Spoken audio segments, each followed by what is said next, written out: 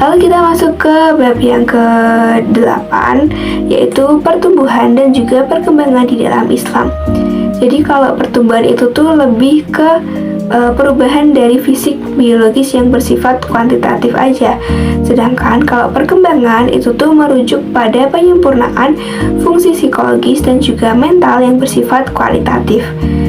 Nah, Islam itu tuh membagi fase hidup manusia sejak fase prenatal atau di dalam kandungan, lalu ke fase bayi, selanjutnya ke fase anak-anak, lalu ke fase remaja atau tamyiz, lalu dewasa atau mukallaf yang berarti itu tuh sudah mempunyai beban hukum syariat, dan juga ke fase lanjut usia.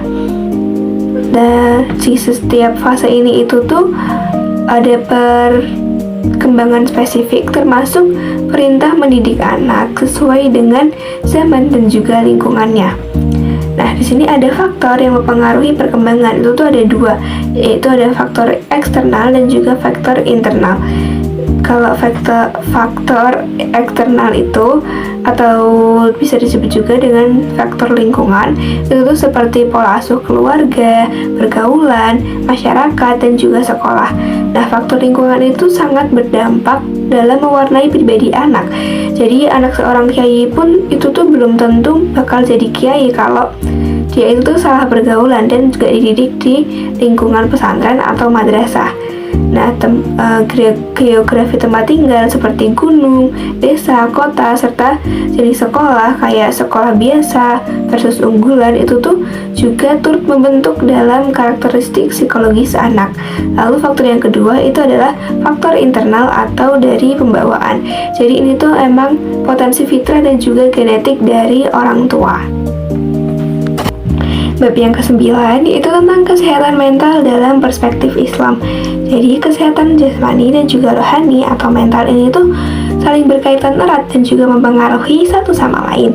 Nah, kesehatan mental di dalam Islam tuh menduduki tempat yang sangat strategis dan juga bersumber dari kesehatan hati atau qalb kita.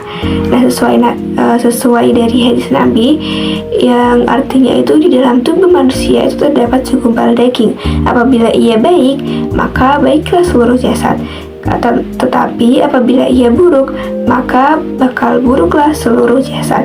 Nah, ketahuilah itu adalah hati. Hadis riwayat Bukhari Muslim. Nah, faktor-faktor yang mempengaruhi kesehatan mental sini tuh ada dua. Yang pertama itu adalah faktor internal seperti tingkat intelijensi, kestabilan emosi, dan juga kekuatan spiritual seseorang.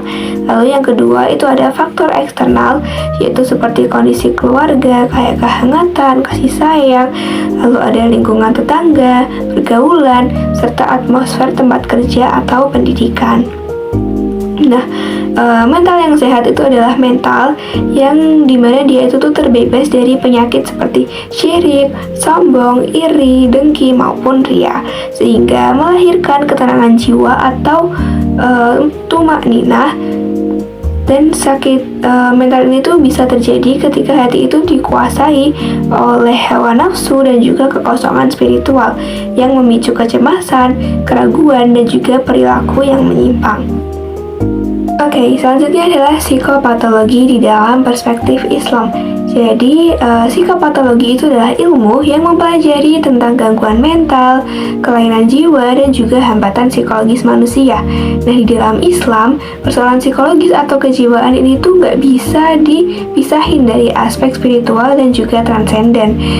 Nah, gangguan mental ini tuh seringkali disebabkan oleh ritual ibadah. Jadi, sholat, puasa, zakat itu tuh cuma dikerjain secara formalitas.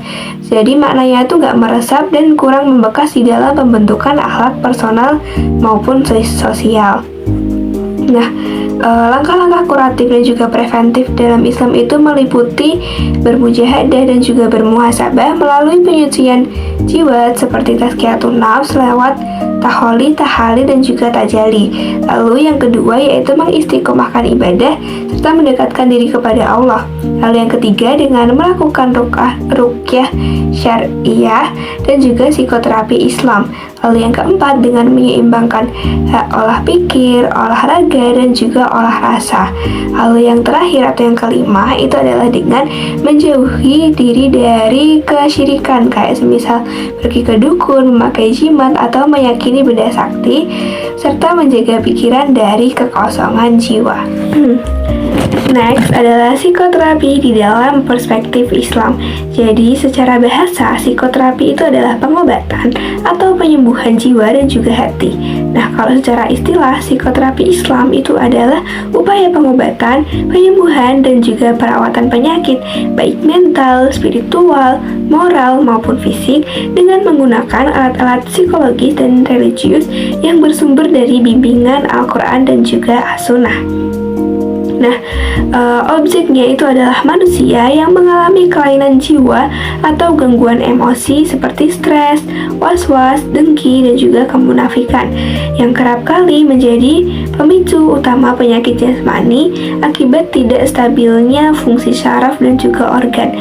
Nah, Muhammad Mahmud sendiri itu membagi psikoterapi menjadi dua kategori. Yang pertama itu bersifat duniawi, jadi mengubah pemikiran penderita yang gak realistis tuh menjadi realistis dan mampu menghadapi masalah. Lalu yang kedua itu bersifat ukhrawi, yaitu bimbingan mengenai nilai-nilai moral, spiritual, ibadah, dan juga pengajaran nilai agama.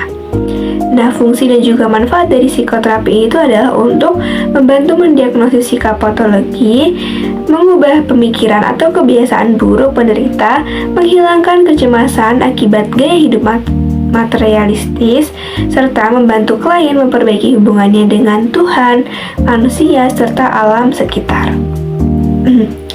Bab yang selanjutnya yaitu tentang kecerdasan dan juga potensi intuisi di dalam Islam. Jadi dalam Islam kecerdasan itu tuh nggak cuma tentang IQ aja, tetapi mengintegrasikannya dengan kecerdasan emosional dan juga kecerdasan spiritual yang berbasis pada fungsi optimal akal dan juga qalb atau hati. Nah, intuisi adalah pengetahuan langsung yang ditangkap oleh jiwa tanpa melalui proses penalaran logis atau pengamatan indera lahiriah. Jadi Islam itu tuh mengakuinya sebagai potensi ma'rifah atau ilham yang emang udah dianugerahkan Allah kepada hati yang bersih, yang berfungsi menuntun manusia untuk menangkap kebenaran hakiki secara tepat. Lanjut ke bab yang ke-13. Jadi bab 13 ini tuh membahas tentang mimpi dan juga alam kesadaran manusia. Nah, kalau menurut Islam, mimpi itu tuh nggak selalu berupa bunga tidur tanpa makna, tapi Islam itu membagi mimpi menjadi 3 ragam. Yang pertama itu adalah mimpi yang benar yang merupakan petunjuk dari Allah atau kabar gembira dari Allah. Ini biasanya disebut sebagai ru'ya shadiqah. Hal yang kedua itu adalah mimpi buruk yang berasal dari gangguan setan untuk menakut-nakuti. Dan yang ketiga itu adalah mimpi yang lahir dari refleksi pikiran dan juga keinginan manusia itu sendiri sebelum tidur. Nah, Islam itu memandang kesadaran manusia memiliki tingkatan, mulai dari kesadaran penuh saat terjaga, kondisi kurang tidur, hingga hilangnya kesadaran saat tidur atau pingsan. Nah, semua tingkatan ini itu tuh bakal mempengaruhi beban hukum syariat yang ada pada diri manusia. Bab yang ke-14 tentang doa, zikir, dan juga tazkiyah an-nafs. Jadi doa itu tuh sebagai bentuk pengakuan atas kelemahan diri kita dan juga kepasrahan total kepada Allah Subhanahu wa Ta'ala. Nah, secara psikologis doa itu berfungsi sebagai katarsis atau pelepasan beban emosional, penurunan kecemasan, dan juga pembangkit harapan yang baru yang positif bagi penderita gangguan mental. Nah, sedangkan zikir atau mengingat Allah itu tuh mengingat Allah secara lisan dan hati merupakan penenang jiwa yang paling efektif. dalam Quran Surat Ar-Ra'd ayat 28. Nah, metode tazkiyah an-nafs ini itu atau penyucian jiwa ini tuh dijalankan secara berkesinambungan melalui 3 pilar yang tadi udah kita bahas ya, yaitu taholi, tahali, dan juga tajali. Nah, untuk memastikan jiwa itu tuh nggak kembali terisi oleh noda-noda dosa dan juga penyakit hati. Nah, akhirnya kita masuk ke bab yang terakhir atau bab ke-15. Jadi bab terakhir ini tuh membahas tentang berpikir dan lupa di dalam Islam. Jadi apa sih berpikir di dalam Islam itu? Jadi Al-Quran itu mendorong manusia menggunakan akal mereka secara sistematis. Nah, secara psikologis, langkah pemecahan masalah itu tuh meliputi pertama dengan menyadari adanya masalah, lalu yang kedua dengan mengumpulkan data pokok masalah, yang ketiga itu dengan membuat hipotesis, yang keempat menguji hipotesis, dan yang kelima itu dengan mengkonfirmasi kebenaran hipotesis. Nah, Al-Quran itu tuh memberikan contoh nyata di dalam metode berpikir ini melalui kisah Nabi Ibrahim alaihissalam saat mencari hakikat Tuhan. Jadi Nabi Ibrahim, beliau ini tuh mengamati bintang, bulan, dan juga matahari, membuat hipotesis lalu mengujinya hingga sampai pada kesimpulan mutlak bahwa Tuhan itu adalah sang pencipta alam, bukan makhluk yang bisa tenggelam atau hilang. Nah, beberapa faktor kesalahan berpikir atau yang bikin kita itu gagal atau salah akibat 3 penghalang utama ini. Yang pertama itu adalah berbicara atau berpendapat tanpa dasar ilmu yang valid atau yang kuat. Lalu yang kedua itu adalah ikut-ikutan atau taklid tanpa adanya dalil atau bukti yang jelas. Lalu yang ketiga itu adalah kecenderungan emosional seperti hawa nafsu dan juga perasaan subjektif yang itu tuh bisa merusak objektivitas penelaran yang logis. Nah, selanjutnya itu adalah lupa di dalam Al-Quran.